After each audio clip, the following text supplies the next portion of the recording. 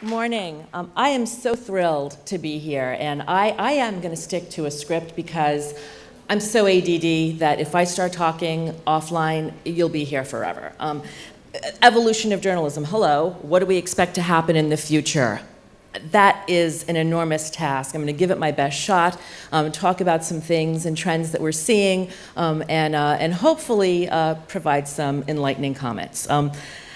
I'm going to start by saying that, like Maria, I am incredibly excited about the future of journalism. We're in a time of great change. I mean, I've been in journalism, mostly broadcast news, for 30 years now, and I have never seen as much change in this industry as I've seen in the past 7 years.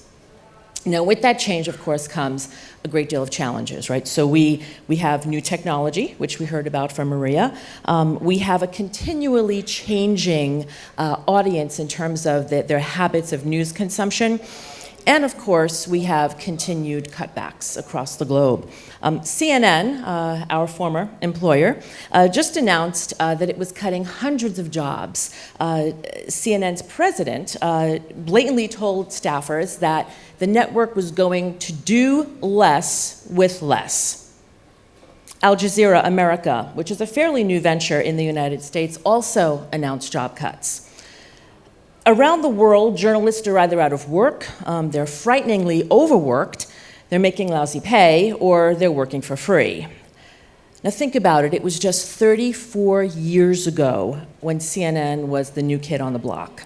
It was an amazing new experiment in 24-hour news. But in the midst of all this chaos, I sense the same excitement that we experienced back when CNN was in its infancy. The news industry is undergoing a monumental shift. Consumers want news wherever they are, whenever they want it. They expect that if they seek out information at 3 o'clock in the morning or 3 o'clock in the afternoon, that there will be the most up-to-date information on the topics that they're interested in. We don't have to wait for a morning paper. We don't have to watch an evening newscast. And that flexibility means that more consumers are getting news than ever before. The big push right now, as we saw, is in the mobile arena. As a news production device, the quality is increasing each year. As consumers become more used to watching videos on YouTube or on the internet, they are more ready to accept news pieces that are shot on an iPhone.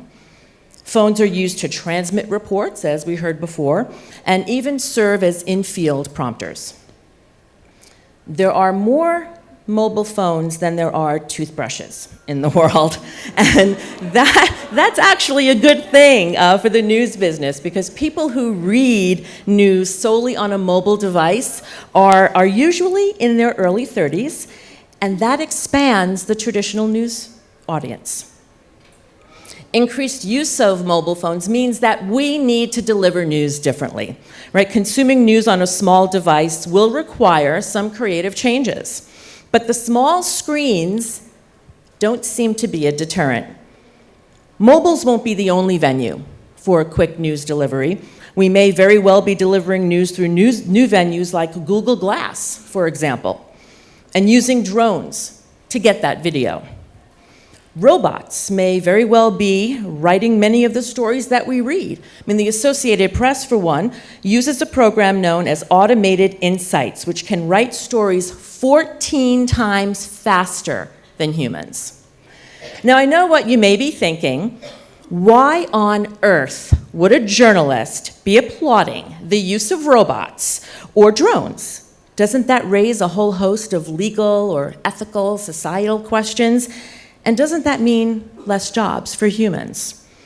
I guess I'm an optimist because I believe that technology will clearly eliminate some jobs, but it will open up others. Journalism will always require journalists, human beings to investigate, to use their intuition to connect dots, to follow the evidence to a sensible conclusion, and to make sure that society is being served, whether they're covering a natural disaster or any other important story.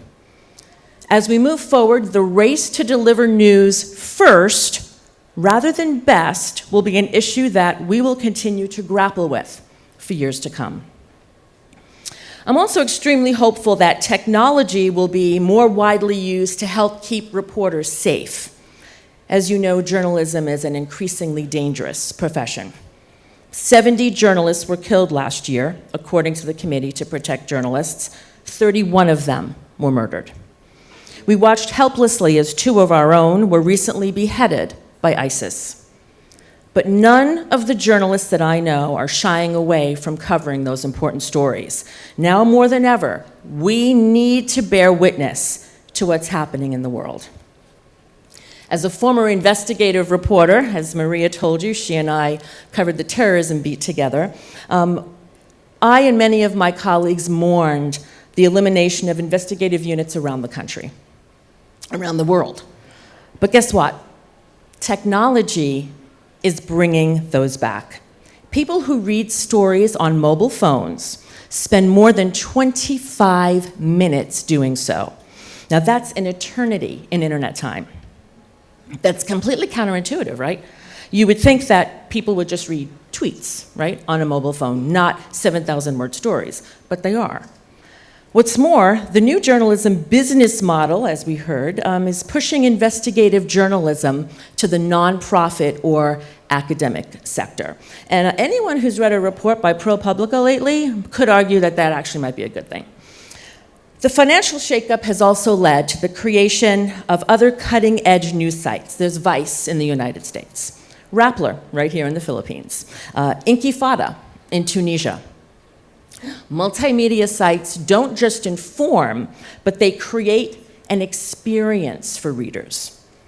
Now, that doesn't mean that the more traditional news sources with very long track records are out of the mix.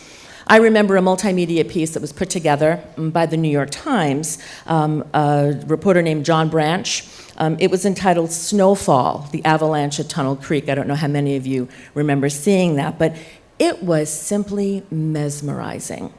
Research shows that consumers who first learn about news on a non-traditional site eventually go to more traditional sites to get more complete information. Money, of course, remains an issue, but traditional media sources are slowly figuring that out as well. The old ad-driven model doesn't completely work anymore, so consumers will ultimately have to pay for their news. There are more than 400 newspapers in the United States that now charge for news, and just 5 years ago, there were none.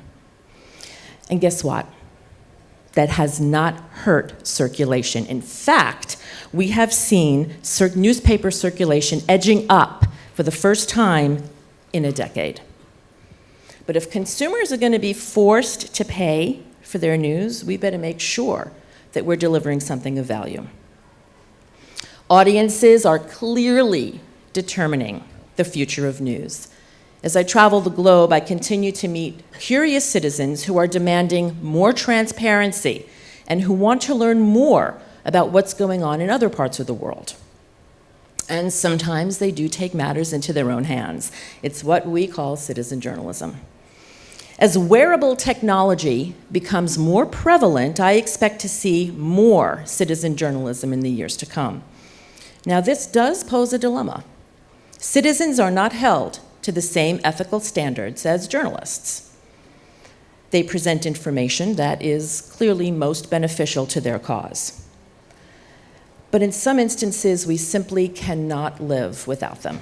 In places like Syria, we would never know about the atrocities that are taking place in that country without hearing from citizen journalists. In the United States, there have been several citizen videos of the shooting of unarmed citizens by police officers that journalists would never have gotten because there simply aren't enough of them in enough places. But this democratization of news also poses a danger. At its very core, journalism is about having a right to the truth. But now that terrorists and other groups have direct access to the public, how do we discern what is true? News or information literacy seems to be the answer, I think, to this equation. Does journalism, though, do journalists have a role in helping to educate society, helping our audiences become more discerning consumers? Well, clearly, we hope that this is taking place in the halls of academia, right? Or in the nonprofit space, but there's only so much that can be done in both those places. If our role is to inform and educate, perhaps we should be pushing for more transparency. Many Americans, for example, have no idea that RTV comes out of Russia or that CCTV comes out of China. What's more, there are a barrage of politically motivated news sources disseminating information with names like Town Hall or the Daily Beast that don't really hint at their bias. Social media, clearly, I think Maria's presentation proves that, will be very much in the mix in a greater way as we look into the future. According to a study by Indiana University School of Journalism, the most common use currently by reporters who are using social media is to check in for breaking news. Nearly 80% of those polled said that they regularly use social networking sites to stay on top of recent developments. But nearly 2/3 also said that they use social media to see what the competition is reporting, to find story ideas, or stay in touch with audiences. And this gets us right into what Maria talked about, which is crowdsourcing.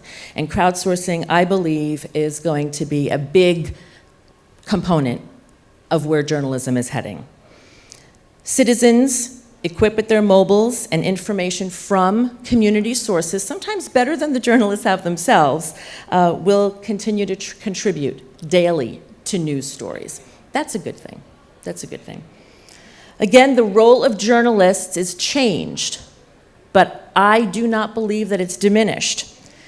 For example, there were hundreds, thousands of shares, right, of the beheadings of those two journalists recently. You know, only a good journalist with really high-level sources can find out how that may change White House policy, toward engagement with Syria. Social media can spread those images, but really putting that in context and finding out what it means and what it may lead to, that still takes good old-fashioned journalism. Social media is also being used by journalists to create brands. And here's where I think it gets a little tricky. If you're tweeting and Instagramming, it becomes more difficult not to inject your personal opinion into a story. And I used to really be very black and white on this, and I used to argue that journalists had no business making the story about them. And I argued there was simply no way to combine activism and journalism. But I now believe that it is good journalism that directly leads to good activism. And this old formula of he said, she said just simply doesn't apply anymore. And that gets us to quality. Here's where I go old school. It's more important than ever for journalists to turn to credible sources for information. Accuracy in journalism is imperative, and it will always be imperative. News consumers demand it, and we should deliver. The trend toward incremental reporting is as strong as ever. As we move forward, journalists have to resist the urge to post conjecture or rumor. I understand consumers are demanding news instantaneously. Consumers want information as soon as we get it. But that doesn't mean that we should give in to the pressure of straying from the facts or to accept stale, predictable narratives. I believe that good journalism is essential to the well-being of a society. And that's why I founded the Global Center for Journalism and Democracy. It's at Sam Houston State University. Let me tell you a little bit about what we do. We bring together teams of experts to help journalists better cover important issues. We also work with the entities that journalists cover to help provide, to create a better, more healthy, transparent relationship, we hope. And the center is also committed to raising awareness about the many important issues that all of our societies face. Our work around the globe has proven to me that journalism is a powerful development tool and that good journalism is more important than ever. At GCJD, we don't presume to tell journalists in other countries what their media environment should look like or the function that it should serve. Instead, we try to help build capacity, to share best practices, and to encourage professionalism. For example, we worked with journalists in Burkina Faso to help them better understand the whole concept of gender equity. The project was done in conjunction with an NGO that was working with female politicians. Some NGO workers realized at the time that without fair press coverage of those women, that efforts to increase the number of women in office would be useless. We also worked with journalists in Lebanon to help them better cover the emerging oil and gas sector.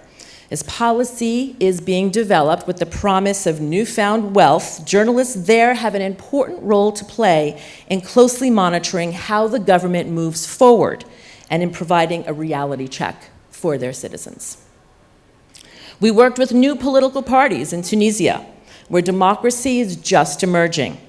To be able to effectively communicate with the press, parties needed to figure out what their platforms were. And to do that, they needed to listen to constituents. So the very concept of serving the public was solidified by those parties' efforts to engage with the press. We worked with journalists in Poland just recently to help them better track the flow of European Union funds into small communities. There is no better institution than the media to help measure donor impact and to hold receivers of those funds accountable. At the Global Center, we're not alone in recognizing the importance of the media in developing and maintaining free and open societies. As you may know, and this is really important, the United Nations is currently developing the successor to the Millennium Development Goals, called the Sustainable Development Goals, or post-2015 SDGs. Over the past year, as the UN Task Force reviewed and solidified progressive drafts of the SDGs, media freedom groups across the globe, including GCJD, called for freedom of expression through access to a free and independent media to be included in that final draft. Now, the UN is currently reviewing those final recommendations and is scheduled to make a decision this month. Unfortunately, there are some very prominent members of the UN who are pushing back against these goals, which they say impede on their sovereign rights. But no matter the outcome, GCJD and other organizations like it will continue to fight for media freedom and to give the public the information that they need to live informed lives. We are, across the globe, a very curious lot. We continue and will continue to seek out the truth. Journalists will, I believe, continue to provide the public with the information they seek, no matter how it is delivered. While the future of our profession is clearly an evolving target, I can say one thing: humanity will always need those who seek the truth and can accurately relay it. So I'm positive. I hope that you're positive, and together we can figure this out and keep moving forward. Thanks for your time.